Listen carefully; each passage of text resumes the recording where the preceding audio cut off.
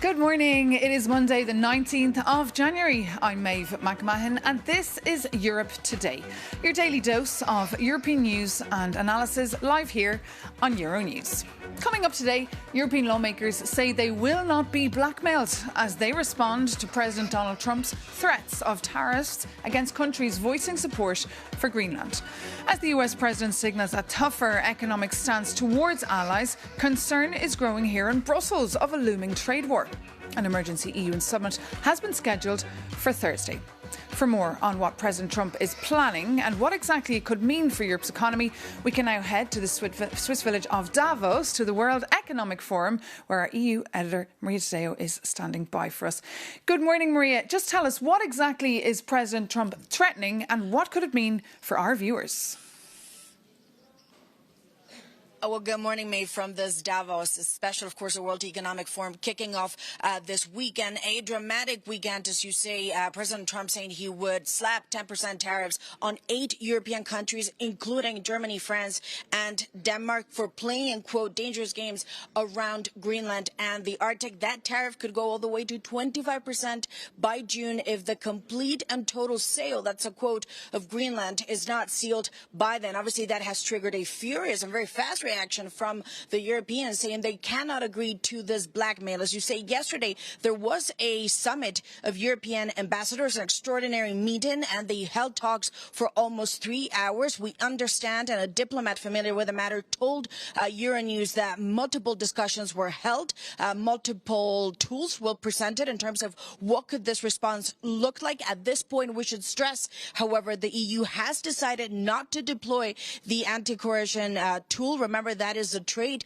bazooka to some extent that could really shut off access to American companies to the single market. They have, however, revived a list of potential retaliatory tariffs of 93 billion euros that could be done if there is no deal before that February 1st deadline for the tariffs that President Trump is threatening to go into effect. But they still say there is a diplomatic way out, and there's still, of course, the way of dialogue, and that is always what the EU prefers. Of course, we should note that for the Europeans, it is clear that if no solution is found before the end of the month, well, obviously the EU and the US will be heading into a trade war. That scenario, I repeat, is one that Brussels wants to avoid at this hour.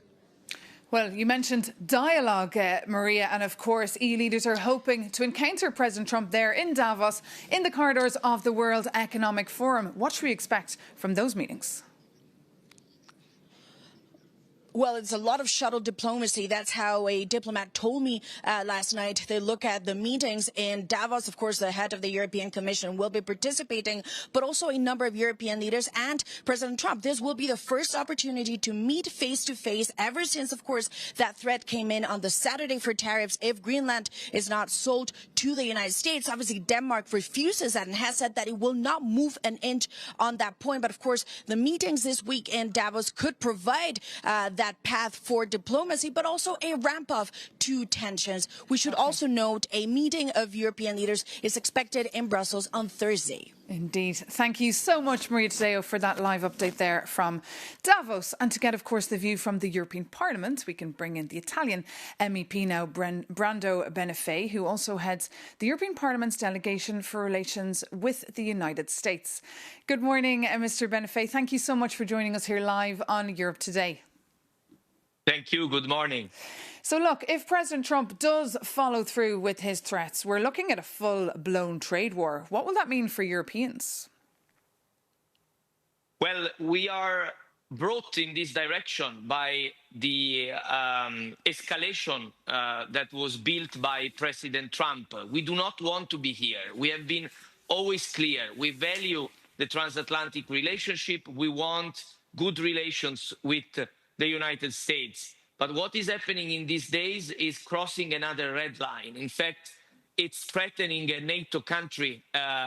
Greenland is part of Denmark. And so I think a very important thing is that whatever deterrence measures we propose, which can be further tariffs in case Trump goes on with his intent, or the anti-coercion instrument that will damage US economy. The important thing is that we are clear what are the conditions for this to be activated. My experience working on the relations with the US is that we are not credible if we just say we are ready to use measures, but we do not clearly, calmly say what are the conditions for that to be triggered. And in my view, we should set a clear deadline. If in a few weeks we do not have clarity and an agreement on the future of Greenland, I think we need to be clear that the measures will be activated. Because now, of course, the EU is choosing diplomacy over these punitive tools. Why is now not the moment to use these tough trade measures, Mr. Benifei? Well, I think that any tentative to still have a diplomatic solution must be used until the very end. But there must be an end. The problem of Europe is that this end of the tentative to find a diplomatic solution sometimes seems to never end. And this is profited by, in this case, the US, who think we are not credible. We are not serious about the possible consequences. So I think we need to be clear that there would be very bad consequences for the US economy if Trump administration goes in that direction. And I know because of my work that many in the Congress are on our same side. I hope and I wish that many more voices in the US Congress will raise to say that this madness has to end and that we need to sit down and work together as allies. And indeed, we've seen, of course, volatility this morning on the financial markets. Our viewers back home exactly concerned as well, worried about the impact this could have on them. But many, of course, calling as well for the EU-US trade deal to be frozen, to be put on hold. That could be a strong move the Europeans could play here. Yeah, I think that's inevitable because as extra tariffs are being threatened, the agreement in this moment seems to be not fulfilled from the US side. There should never be such a threat of further tariffs because of the presence of military from a certain state in Greenland. But this is what we heard from President Trump. So inevitably, the vote that was foreseen next week in the Trade Committee of the European Parliament to actually advance the deal will be frozen. I'm sure this will be the result. I hope that we will be able to resume this work soon and that the relations go back to normal. But this is not the situation today, and I think we need to be very serious. Indeed, Brando Benifei, thank you so much for joining us this morning here live on Euronews. MEPs, of course, will discuss this crisis situation in Greenland and the impact of this major trade dispute at their plenary session taking place this week in Strasbourg. Our Jakob Janis explains how we got here and why it matters to you. Greenland is not for sale, but that will not stop the most famous real estate investor. And to get it, Trump is literally ready to put the transatlantic alliance on ice. And here is the big picture. Starting this February, Trump will hit 8 European countries that openly oppose his Greenland takeover with a 10% tariff. His demand? Sell the island or pay up. However, the US is EU's biggest business partner. Trade in goods and services hits a staggering 1.6 trillion euros a year. And unlike the deficit with China, this relationship is healthy. Trade is balanced with a gap of just 3%. But trade wars are no joke. US exports to Europe support over 2 million American workers, while European investment in the US employs over 3.5 million. And for us, it's even bigger. Exports to the US support 5 million European jobs, and US companies here employ another 4.5 million. Now that freezes over. In response, the leader of the biggest European Parliament party, Manfred Weber, says the EU-US trade pact is not possible at this stage. And Brussels is stuck.